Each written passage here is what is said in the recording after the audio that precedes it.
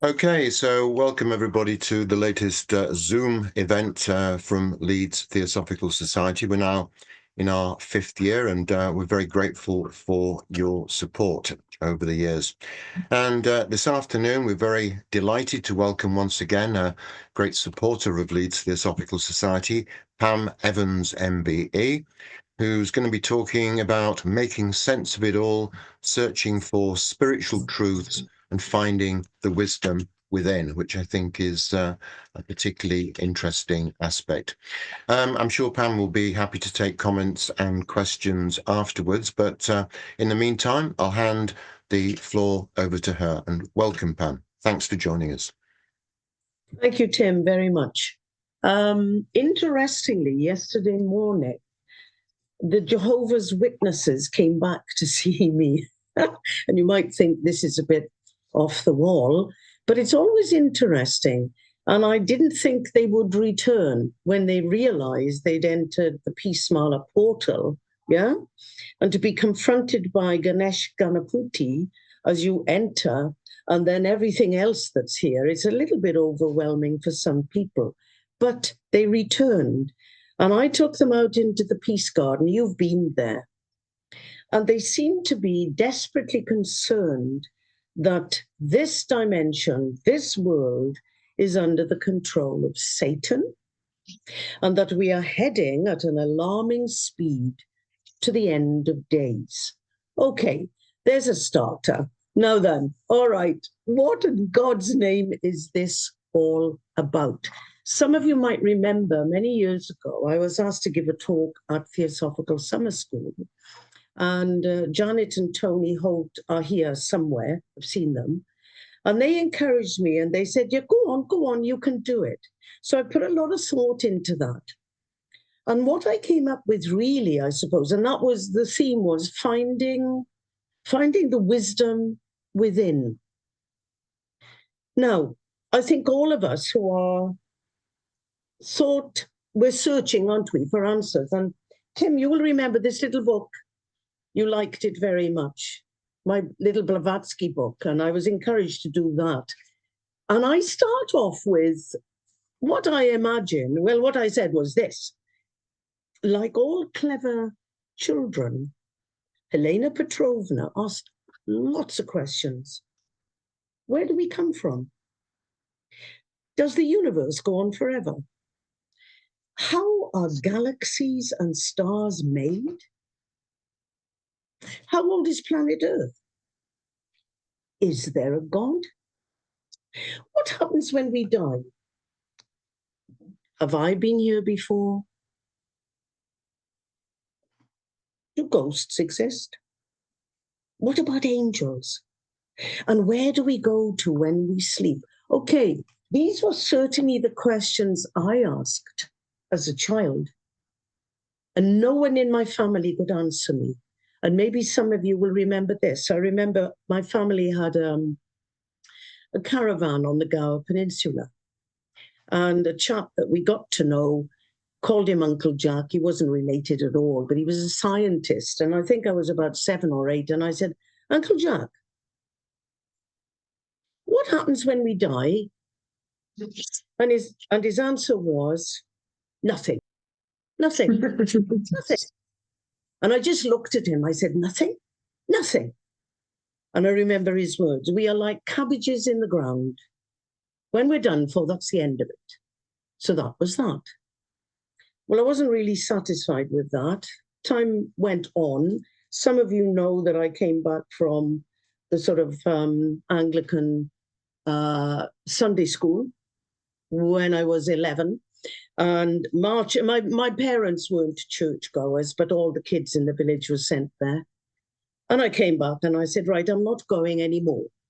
And my father was highly amused. I remember him putting his newspaper down. He said, oh, goodness, he said, what's happened? Mm-hmm.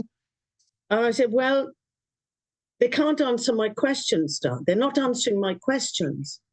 And whatever I'm saying, they're telling me I've got to be quiet and just accept it. It's in the Bible, and there we are. Well, that didn't work for Pam. And then I went one step further and declared myself an atheist. And that's where I was for 7 years. Then I met a remarkable teacher and I did A-level religious studies. Things started opening. When I went on to study theology, I had the opportunity of doing a dissertation on Hinduism. And that started opening things up for me. Okay, let's get back to this question. All of us, I think, well, maybe theosophists have the answer. I don't know. We'll see what you have to say to me. But looking for a meaning to life, what is beyond this surface reality, if it's real? Many Eastern religions refer to this place as illusion. And I remember Buddhist friends years and years and years ago calling it the apparent here and now. Okay, but this is where we are, isn't it? Whatever the apparent here and now is, we're here. We're in it. Can we make sense of it? What is it for? What's going on? And I'm sure you'll agree with me that sometimes life feels like riding a roller coaster. Yeah.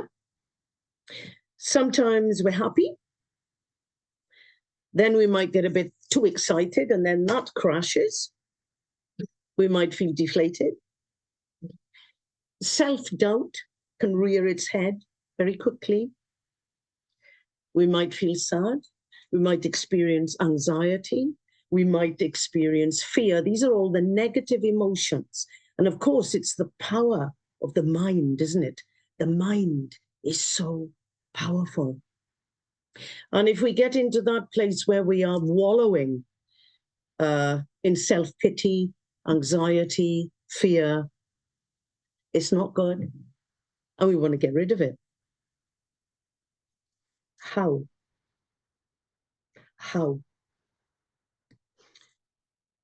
Constantly changing emotions. And the Buddhists say this is part of cyclic existence. And the word they use, of course, is samsara. We are in samsara. We are living an unenlightened experience. That's what it's like for the vast majority of us. I imagine that people like His Holiness Dalai Lama, and there are other enlightened beings on the planet at this present time, they understand. Okay? Sometimes we can be given guidance by great teachers, gurus, messengers of the spiritual path. But at the end of the day, it's back to us. There's no magic wand to anything. We have to find the answer through our experiences in life, and some of them are very hard knocks.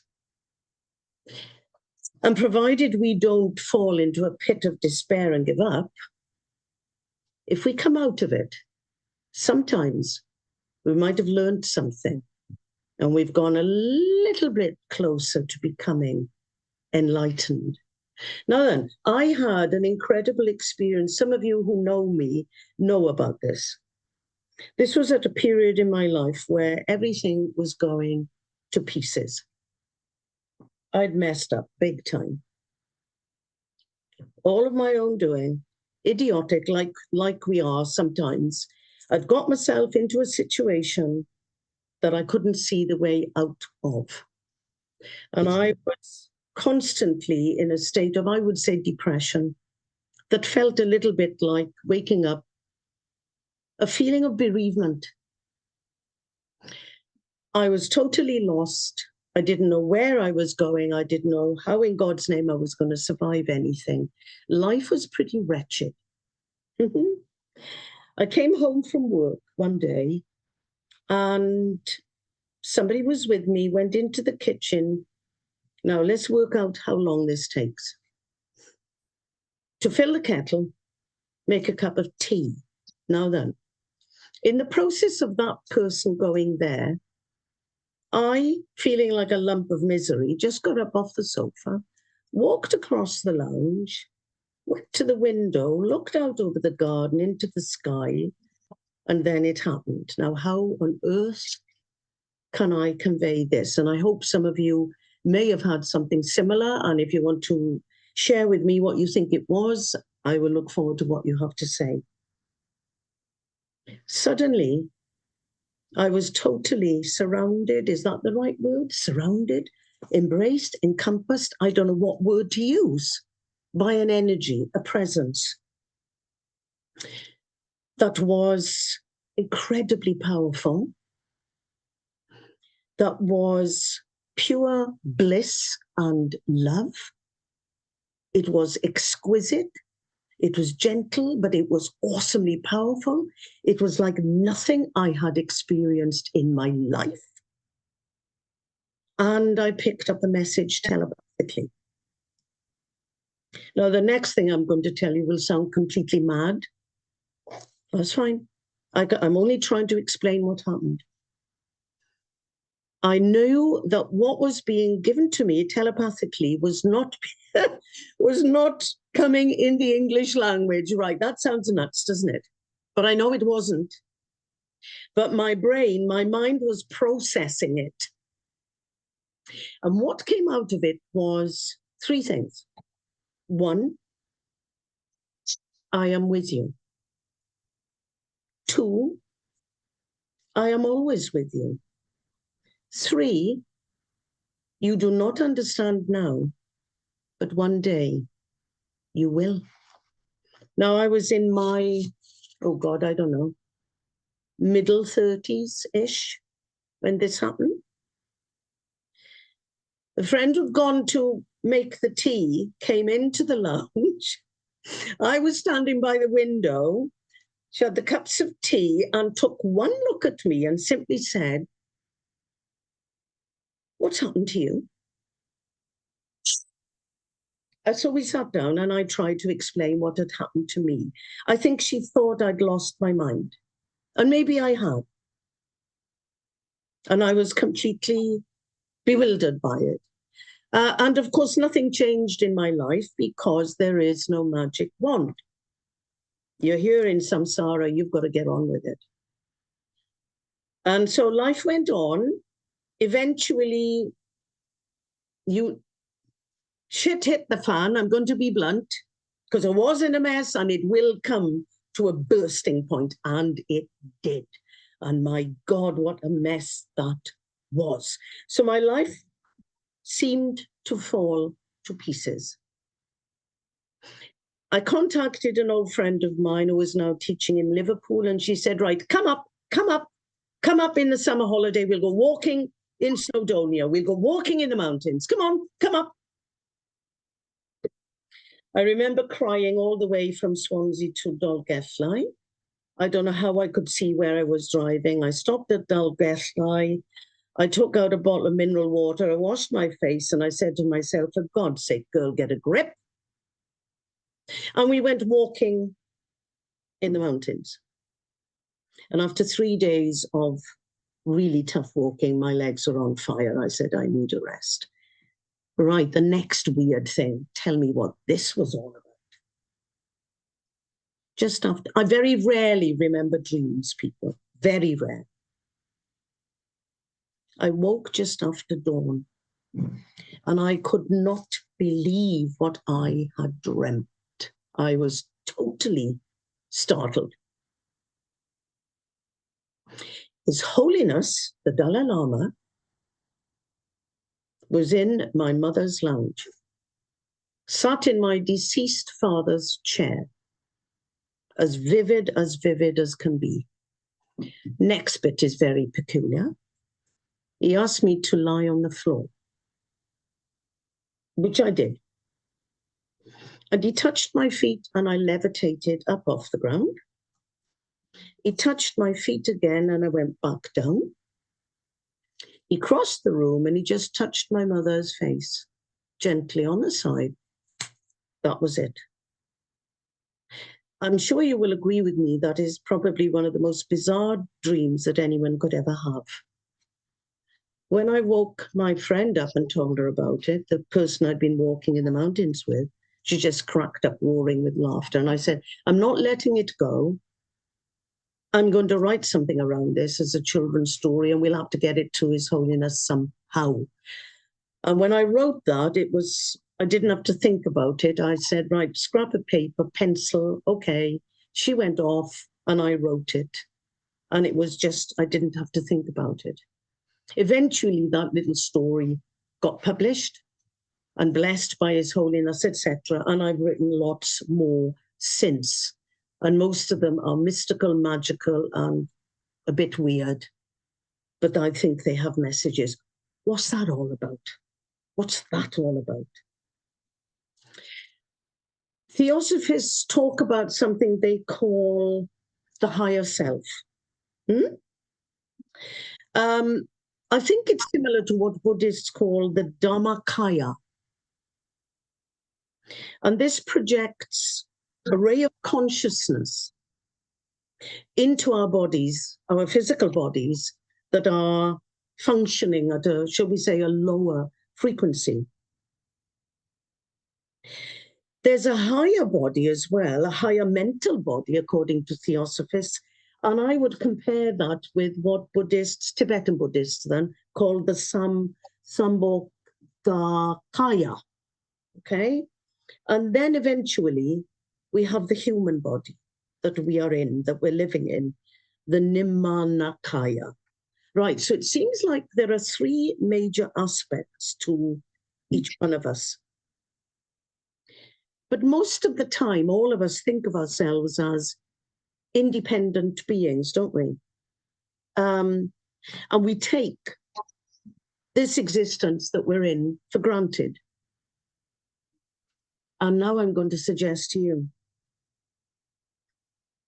we cannot draw a single breath without the light from the divine creative intelligence of this cosmos that we are part of. Now, according to Theosophy, humankind is essentially a spirit, a unit of, but inseparable from, the all-pervading spirit, which energizes all matter. And the great religions talk about this, and they have different names for it. The most common name, which is a very confusing one, is the word God. Or sometimes people call it the absolute or the divine. But what is it? What is it? And the suggestion in Theosophy, and certainly in the Eastern faiths like Hinduism, Buddhism, Sikhism, and so forth, this divine presence, we are part of it. And not a moment passes that divine presence is not aware of us. Think about that. The divine presence is aware of us, but we are not always aware of the divine presence.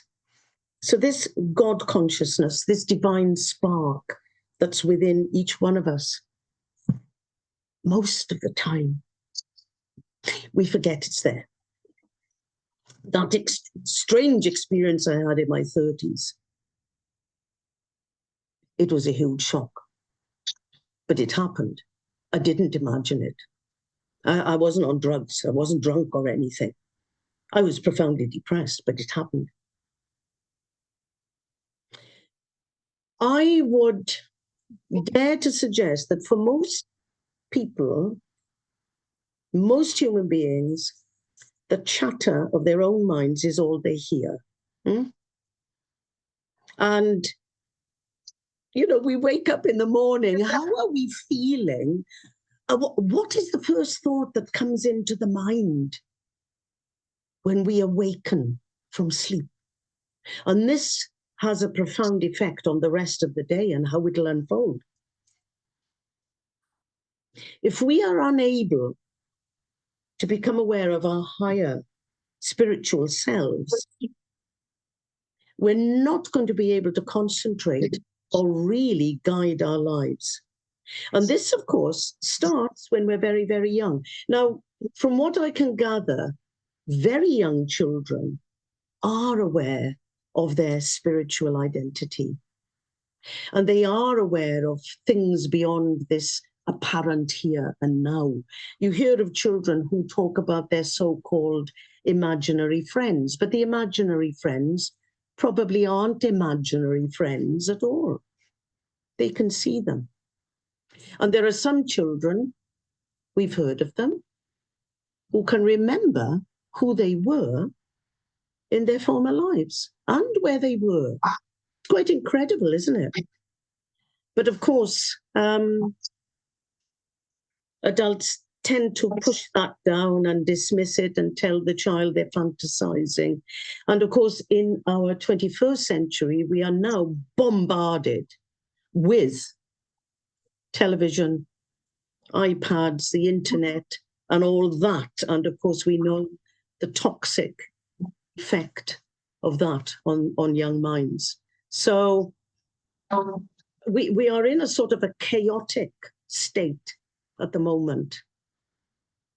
And this chaotic state of affairs, I think, is interfering with the brain or the mind's natural currents. And so many electronic devices and everything else that's going on. The mind is brainwashed by a sea of random electronic impulses. Now then, I'm coming back to this divine presence. I'm not trying to convert anyone to religion, by the way. Please don't think that's it at all. No. But there is a consciousness throughout the cosmos that we are part of. Otherwise, does any of this make sense? Who are we? Why are we here? What is it all about? The divine presence, though, is a constant. And I believe it animates our lives. But how many of us stop to think for a second about this? Where is the energy that gives life? Where's it coming from? And are we grateful? Do we give thanks? And because of this ingratitude and this lack of self-awareness, that is why I suspect we do not learn from our mistakes. Because we all make mistakes. And because we don't learn, then we re-embody again and again, lifetime after lifetime. And we keep returning into this samsaric realm where, as the Buddha said, it is the realm of unsatisfactoriness. And there is suffering. I mean, there's great beauty here as well, but we can't get away from the suffering. You've got to switch the news on, and you're opened up a scenario of the most appalling horror. I heard something came on my phone this morning. Only saw it very, very briefly, that another hospital in Gaza, belonging to the Anglican Church, the Episcopal Church out there, has been bombed, and more horror and atrocities have taken place. This is going on all the time, isn't it? It's constant, yeah? Can you bear it? Can you bear to watch the news? Can you make any sense of it? Why are we doing this to each other? Why are humans doing this? End of days? I think it has always been thus. You only have to look backwards at human history and look at what we have done to each other over the centuries with our territorial, them and us, dualistic way of looking at things. Okay. So here we are in the apparent here and now, the realm of samsara, which apparently is influenced by our own karma, karmic laws and all that. So what can we do? What can any of us do? How can we navigate this? How can we survive this without sort of going off our heads or giving up in despair? Well, there are things that we can do. Some of us know about meditation. and the profound power that can come with that. The power of prayer also, and mantra chanting, and learning how to connect with this divine spark, whatever it is, that is within us, that gives us life, that animates us.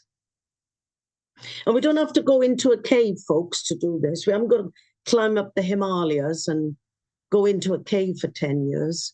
You don't have to do that. According to the masters, and Theosophy's got a few, you don't need to withdraw from everyday life. Be aware, be awake, engage with humanity. Work to become what the Buddhists call a bodhisattva. Choose to remain here with a motivation to find the answer for yourself and to help others. This is the great prayer of His Holiness Dalai Lama and others before him, that he will stay to help others find the way. And within Mahayana Buddhism, anyone who follows that path does take a bodhisattva vow that if they do achieve enlightenment in this life, then they will return to samsara to help. So it's compassion and mercy. Something else, the power of the mind is incredible. Attention, that's the key. What you put your attention on, so you become. Your words will guide your attention. Your words, your thoughts. And that attention apparently guides our manifestation. We are in charge, folks. There's nobody else who can do it for us. Yeah? We are the masters of our own destiny. It's up to us. What the outcome is, it's up to me, because I am constantly, with what I think, what I say, and what I do has an energy and an outcome.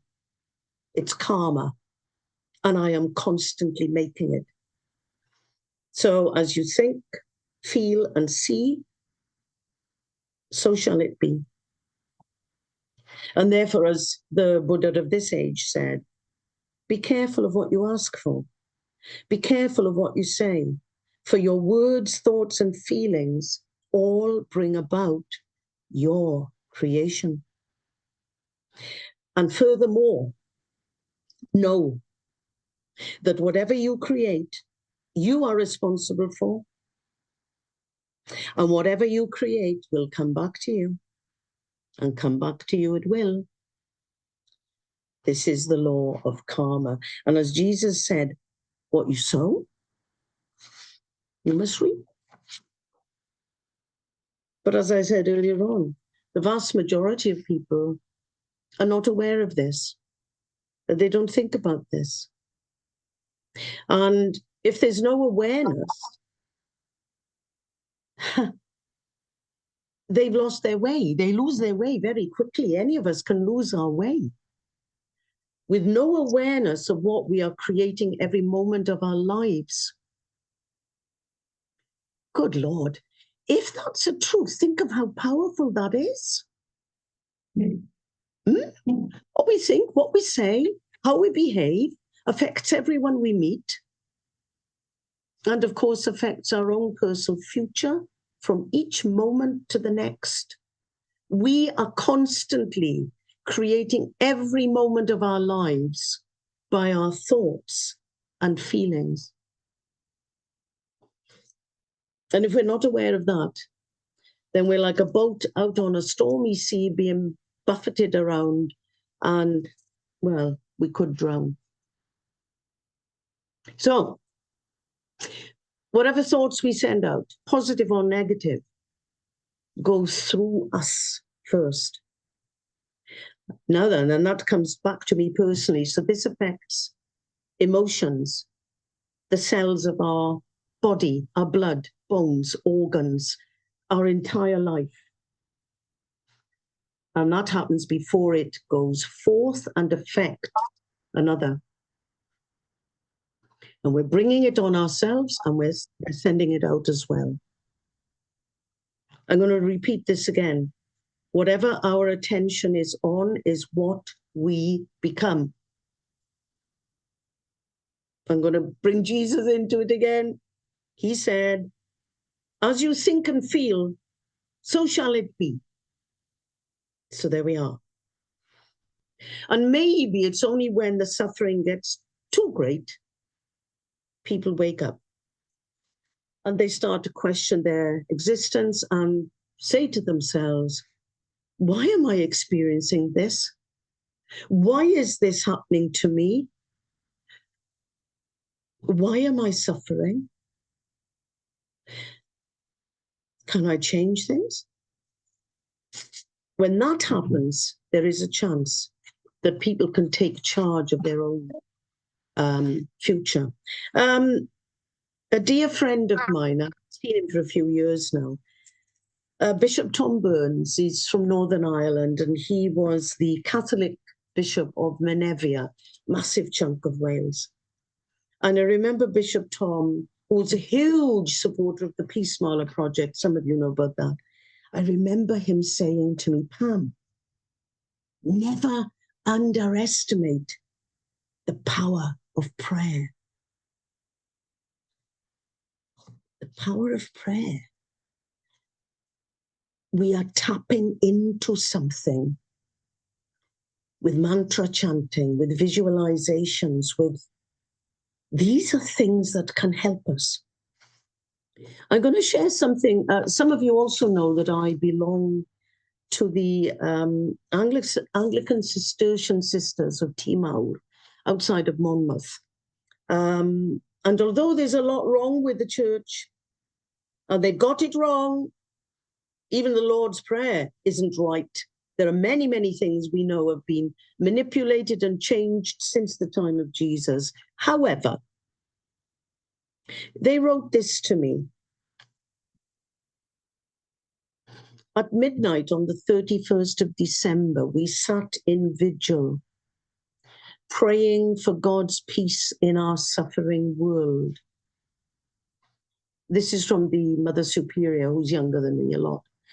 Since then, so much more has happened through human violence and also natural disaster. My God, it's got even worse since this was written. And here's her question to us all.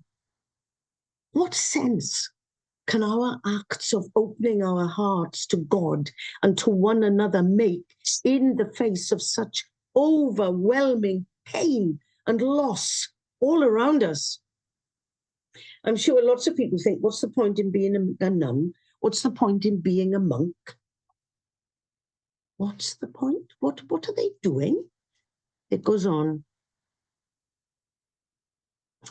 And the next bit was, well, maybe none in a direct causal sense, or as may be visible to our eyes, but such acts, however small, and here it is, God, this is so important. Such acts, however small, of loving compassion and true trust in the profound and all-encompassing love of God do have consequences beyond our containing. They are acts that acknowledge the fact that we are one body in the world, that all is one with God, and so enfolded in this divine freedom to love. And they shared a phrase from, some of you may be aware of Dorothy Day. And she apparently said, it is our duty to delight in the wonder of God's love in and for his created order that is for us. And then Mother Teresa, I love this.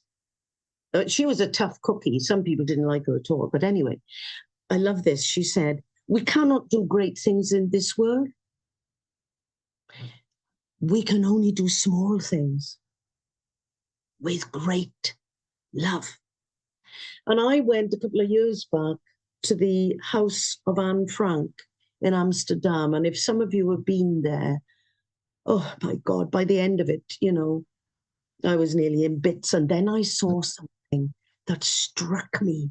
And how old was Anne? Was she 13? Not very old. And she wrote this, knowing what was going on in the world at the time with them hiding from the Nazis. And of course, as you know, eventually somebody spilled the beans and they were found and died in a concentration camp. But before that happened, she said this: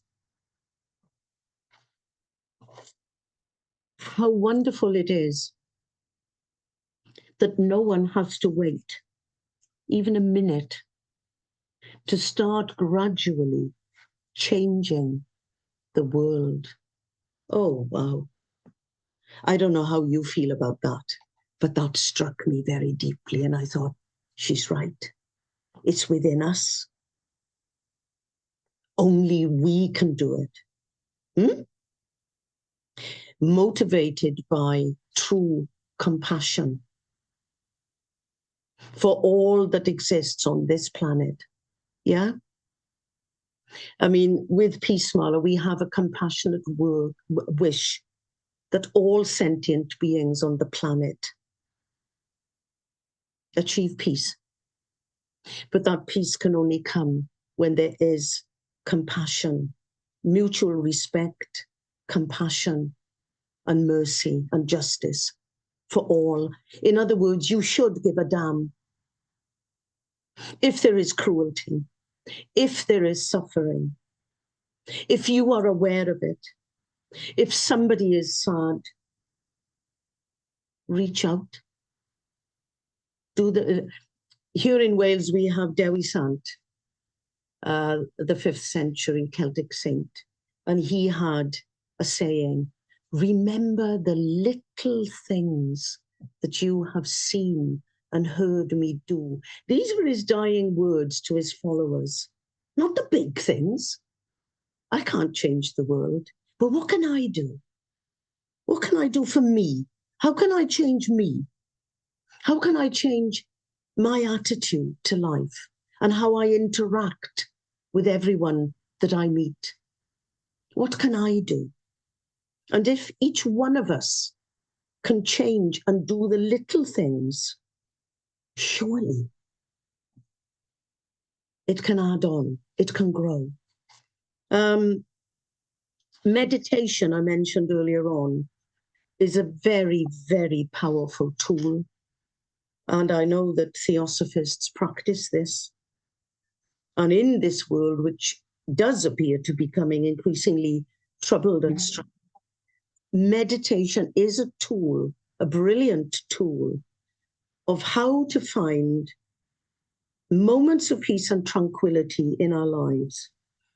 And the younger that children learn how to meditate, the better. Why? Because we learn how to observe our thoughts. What is arising in my mind? Phenomena arising. Observation of thoughts which affect feelings and everything else. And once we can see that, and we can say, okay, I see you. Now you can go. Like clouds in the sky, let them pass. Or there's a bus coming down. Don't jump on the bus. Let it go. Let it go. Yeah, another one's coming. That's all right. Let it go. Come back to the breath. And that's another thing, isn't it? So that through mindfulness meditation, then, we are paying attention to the present moment. We are experiencing and observing our thoughts as they arise. And I'm beginning to realize that they are simply thoughts. They're neither right or wrong. Become aware of just being and existing. And this then can help us to pay attention to things as they really are, rather than the way we want them to be. And these techniques help us to be aware of ourselves, experiencing life and being, rather than getting caught up in doing. That's what happens to us, isn't it? Doing. No, hang on, breathe, stop, sit, just be. And learning to sit with whatever comes up, observing without judging or reacting, begins and deepens our journey out of this samsaric apparent here and now and into it. We can begin to experience unconditional love and insight into the way things. And maybe one day, who knows, one day we may become enlightened beings, Buddhas. And when that happens, we can help guide others towards that same enlightenment. So, you know, meditation is an incredibly powerful tool. His Holiness the Dalai Lama has said that if every 8-year-old in the world were taught meditation, we would eliminate violence from the world within 1 generation. There's a thought. If every child on the planet could learn how to meditate and observe how the mind works and become aware of the here and now and the outcomes of our thoughts and actions, it would turn things around. There's a load of things that we can all learn.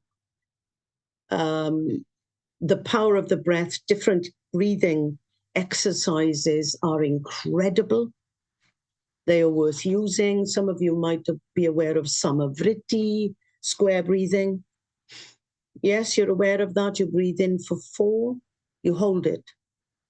You breathe out for 4, you hold it. You breathe in for 4, you hold it. And you do that. And it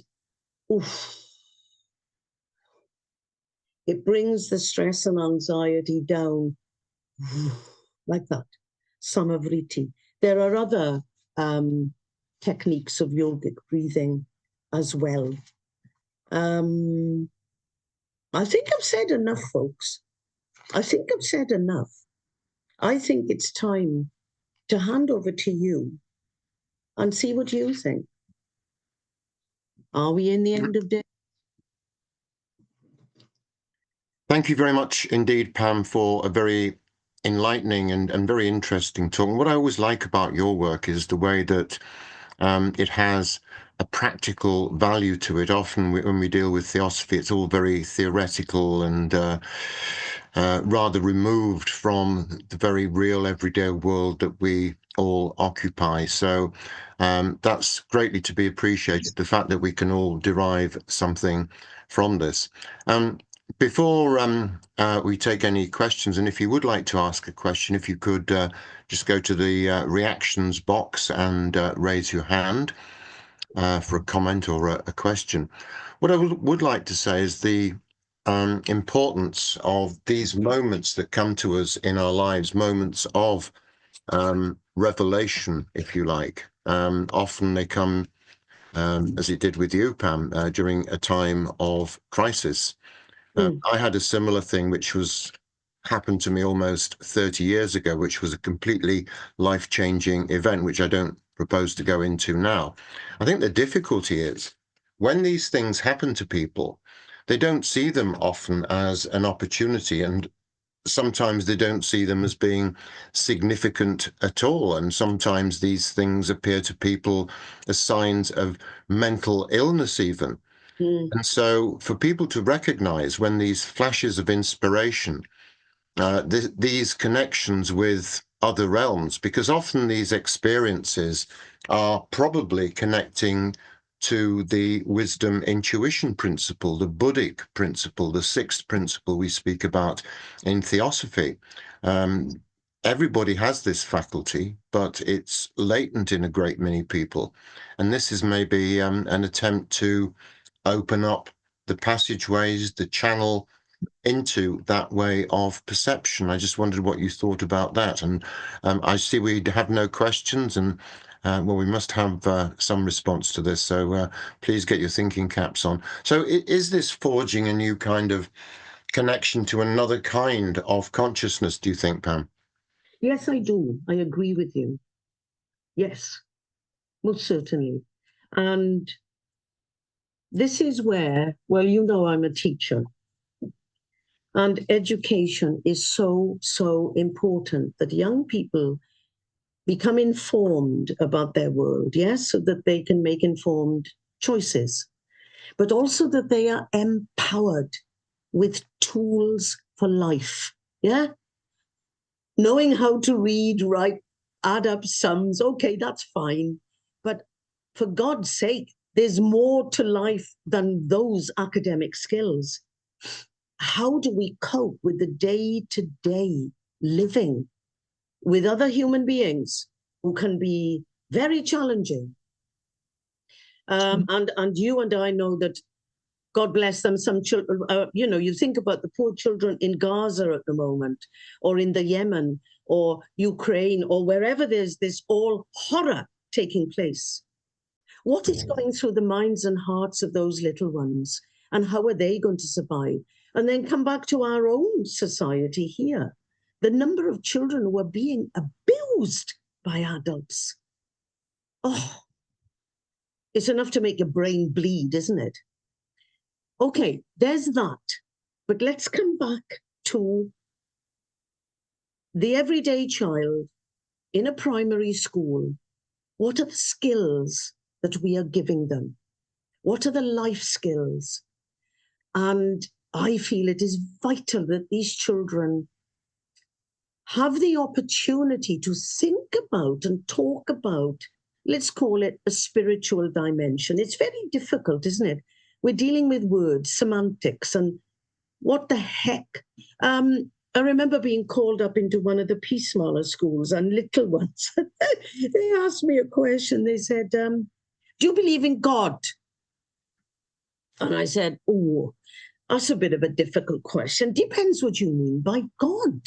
But I said, if you think God is somebody like a Father Christmas up in the clouds in the sky, I don't believe that.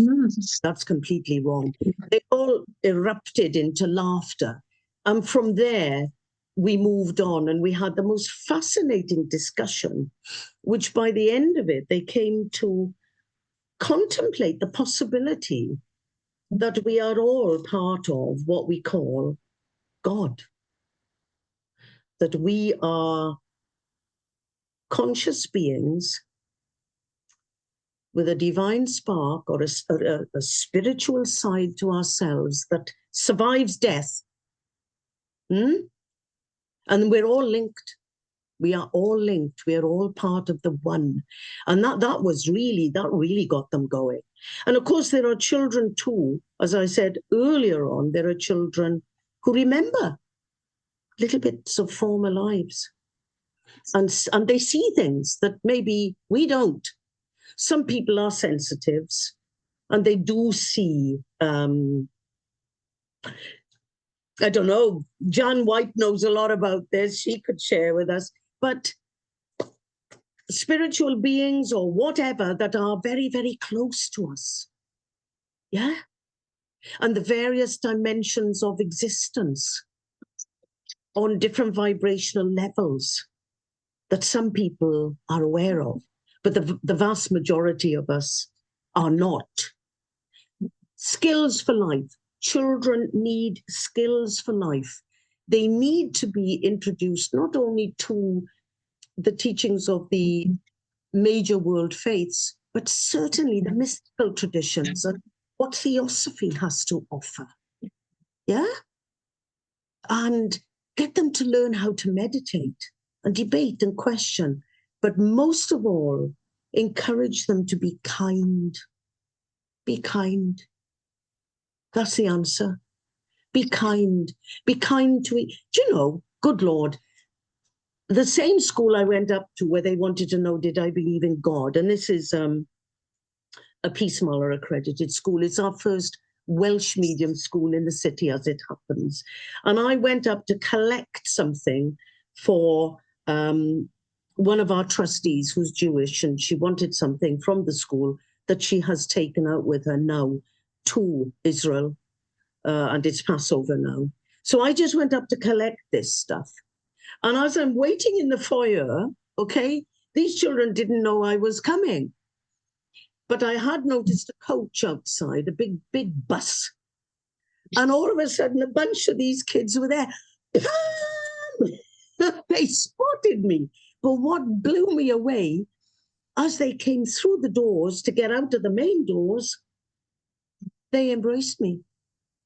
They flung their arms around me. I was absolutely blown away by their spontaneous affection. And why can't we all show a bit more affection for each other? Why to be locked up? Can't we smile more often? Can't we talk to people? I talk to everyone and anyone, especially if they're out in the lane here with dogs. I usually talk to the dogs first. But we need a little more kindness. We need to communicate. We need to reach out to each other. We belong. So loving, indiscriminate loving kindness, compassion for our world. Yes, we get challenges because we know there are people who are not very nice at all. And there are people who've lost their way and are cruel. And that's hard, isn't it? That's another question. Well, how do you deal with that? But I'm not going to answer that.